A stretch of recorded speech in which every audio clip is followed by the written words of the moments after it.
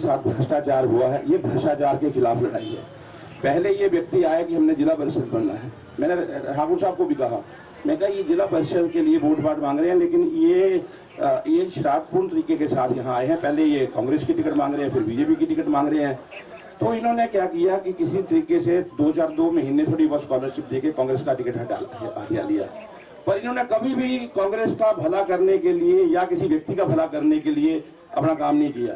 और जैसे सरकार में ये लोग आए तभी से कमीशनखोरी शुरू कर दी, ठेकेदारों से कमीशनखोरी। एम्प्लॉइज जाता है तो कहते हैं 1 महीने की तनख्वाह क्यों नहीं दे देते।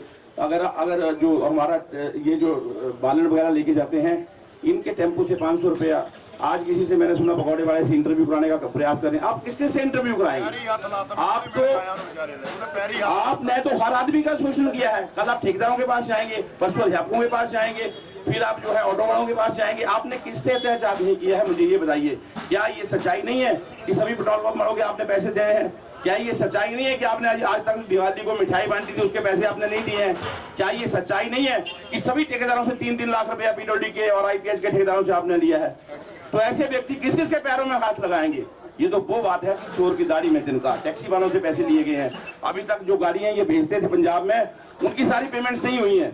आप पूछ लो हलवाई जितने हैं बाजार में, उनको बोलना कि माँ जिनपुरी की तरफ हाथ करके बताइए कि आपके पैसे हैं या नहीं है।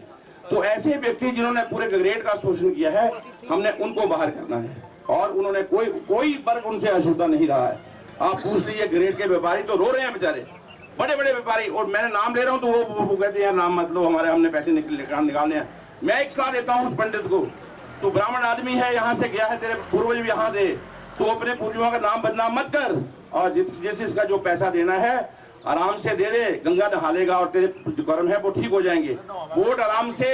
मैं कह रहा था कि मुझे अगर ऐसे करना चाहिए, ब्लैक एंड व्हाइट पोस्टर बांट के इलेक्शन लड़ना चाहिए, लेकिन लोगों का उधारी जो है चुका देनी चाहिए। जो दिहाड़ीदार है, आप किससे और जो है एफिडेविट लेंगे? आपने पूरे पैसे दिहाड़ीदारों को नहीं दिए हैं आज तक। तो आप सबसे ये मैं कहूँगा, आपने मुझे भी देखा है, राजेश ठाकुर साहब को भी देखा है।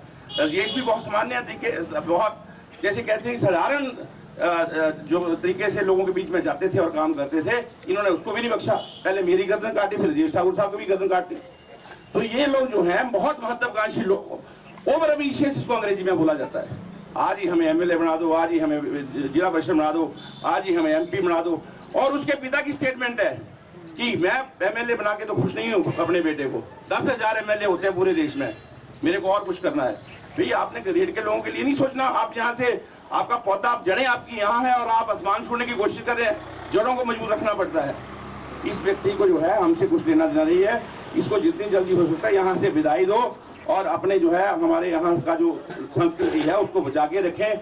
जो श्रावस्त की संस्कृति है, जो अपनी हमारी आपसी भाईचारे की संस्कृति है, ये पैसे की भाषा ही समझते हैं सबके साथ। यहाँ नंबरदार सरजी साहब बैठे हैं, इनको पता है कि हम लोगों ने सभी ने, दोनों ने बराबर 5-5 साल यहाँ ग्रेड में लगाए हैं। पर मैंने ऐसा कोई नहीं सुना कि राजेश जी के बारे में जो है लोग कहते हैं नहीं ठीक है, जो काम बताया है बिना किसी भेदभाव से हो जाता है। मेरे पास भी लोग आते रहे, जैसे भी होता रहा, ये ठीक है कि अपने अपनी विचारधारा है, उसकी पार्टी की विचारधारा कोई अलग थी, मेरी कोई अलग। आज बात विचारधारा की नहीं है, आज लड़ाई है गगरेट का अस्तित्व बचाने की। आज जो लड़ाई है वो गगरेट की जो है सामाजिक ताना बाना जो है उसको बचाने की लड़ाई है।